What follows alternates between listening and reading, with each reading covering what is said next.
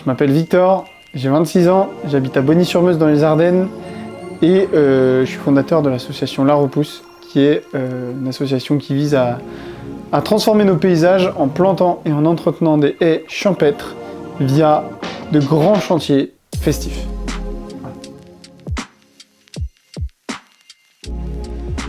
Les partenariats, les opportunités et tout peuvent arriver beaucoup plus vite que prévu. Donc ça, c'est vraiment magnifique, quoi. L'entrepreneuriat, pour le coup, c'est de partir d'une intention, tu mets un pied devant l'autre et puis en fait, cette intention se réalise. C'est très chouette.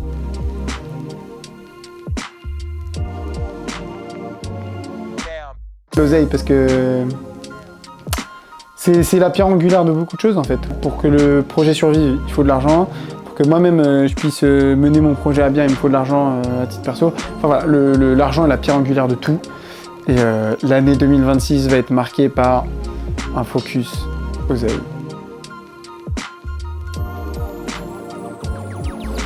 Viser grand et commencer petit, c'est vraiment ce truc-là. Rome ne s'est pas bâti en un jour, mais en même temps, on peut bâtir des choses très cool sur une petite journée, donc voilà.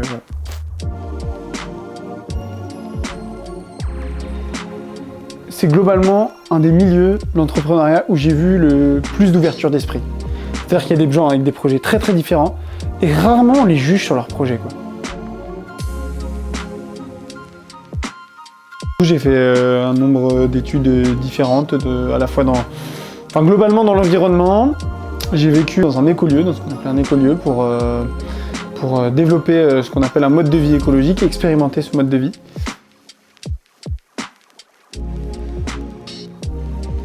Juste avant de m'installer dans les Ardennes, je cherchais un endroit où je pourrais être accompagné pour développer mon projet. Et en fait, j'ai entendu parler de Rimbotech via Boris Ravignon.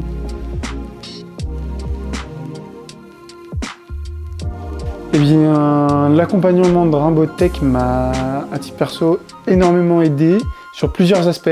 Déjà, il y a le projet. Moi, j'ai un projet associatif, donc la viabilité économique, c'est pas le premier truc qu'on regarde quand on crée le projet. Mais aujourd'hui, c'est vraiment crucial si on veut que ça passe à l'échelle et si on veut pérenniser le projet dans le temps.